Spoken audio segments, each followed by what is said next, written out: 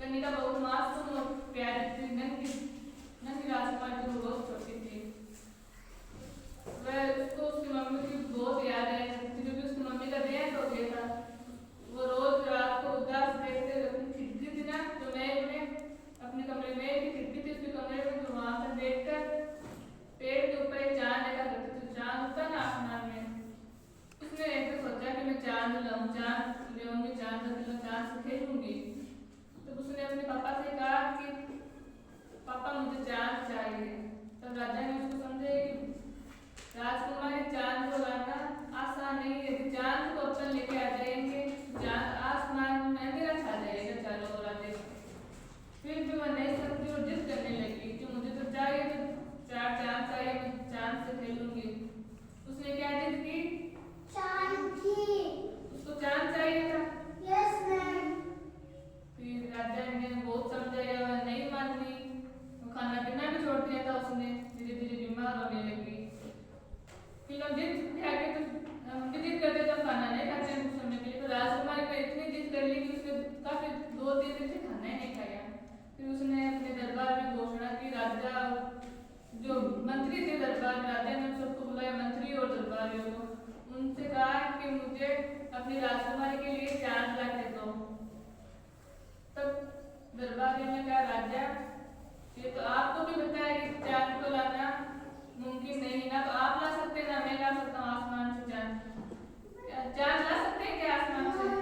नहीं ला सकते ना, मुमकिन नहीं चांद को लाना। फिर राजा ने कहा कि राजा ने घोषणा कराई, ऐलान किया कि जो मेरी पुत्री के लिए चांद ला के देगा ना, मैं उसको बहुत सारा धन यानी पैसा और इनाम दूंगा। तब वही राज्य में काम करने वाला दरबारी किसान था। कौन था? दरबारी किसान। वो ये सारी ऐलान घोषणा कर रहे थे, सारी बातें सुन रहा था। तो राजा था ना, किसान ने जब के सारी बातें जो राज्य में घोषणा हुई थी ना, अपनी बेटी जिसका नाम था किरण, अपनी बेटी किरण को सुनाई। किसको सुनाई? किरण को सुनाई। तो उसको ये सारी बातें सुन के महेंद्र सिंह नाम का राजा था ना, उसको बहुत दुख हुआ था कि उसकी बेटी ने जिद कर ली है और खाना पीना नहीं खाया, सारी बातें सुन ली, तो उसको बहुत दुख हुआ। तो वह दूसरे दिन राजा के पास गई, किसान की बेटी किरण थी। कौन गई राजा के पास? किरण ने राजा से जाके बोला कि महाराज आपकी बेटी के लिए चांद मैं लाके दे सकती हूँ। तो बोला कैसे? तो उसने कहा कि पहले मुझे आपकी राजकुमारी से मिलना है, उसको कितना बड़ा चांद चाहिए, फिर मैं उसको लाके दे सकती हूँ। तो बोला ठीक है, आप मेरी बेटी से मिल सकती हो। तो किरण ने राजकुमारी कनिका, कौन थी राजकुमारी? कनिका। कौन थी? कनिका से बात करने चली गई और बोला तुम्हें क्या चाहिए? राजकुमारी को क्या चाहिए था? तो राजकुमारी ने बोला मुझे चांद चाहिए। कि आपको क्या चाहिए? बोला चांद। चांद बोला कितना बड़ा चाहिए चांद? तो उसने कहा कि मेरे अंगूठे का नाखून है ना, उसके जितना चाहिए। बोला क्यों चाहिए आपको चांद? तो बोला कि मैं जब भी चांद को देखती हूँ ना, वो अपनी रोशनी से मेरे अंगूठे के नाखून को छुपा लेता है। क्या छुपा लेता है? अंगूठे के नाखून को अपनी रोशनी से छुपा लेता है। तो बोला कि चांद कैसा दिखता है तो बताओ। उसने किरण थी ना किसान की बेटी, उसने राजकुमार से पूछा कि बताओ चांद कैसा दिखता है? तो राजकुमार ने बोला चांद चमकीला, चांदी के जैसा सफेद दिखाई देता है। चांद कैसा दिखता है? चांदी के जैसा चमकीला सफेद। तो बोला ठीक है, कितना बड़ा? तो उसने बता दिया मैं नाखून को दिखना चाहिए। तो उसने राजा से कहा कि मैं राजकुमार के लिए चांद लाके दे दूंगी। फिर उसने राजा के पास जाके एक आइडिया सोचा। आइडिया पता है ना आपको? उसने सोचा, राजा ने मान गए थे उसका आइडिया सुनकर। फिर उसने दूसरे दिन राजकुमारी को चांद लाके दिया था, चांदी का। दूसरे दिन वापस दरबार में तो राजकुमारी को चांद देकर इतनी खुश हो गई, बोला कि मुझे तो यही चांद चाहिए था। उसने चांदी का चांद लेके दिया था छोटा सा। राजकुमारी खुश होकर उससे खेलने लग गई थी, कन्या राजकुमारी थी।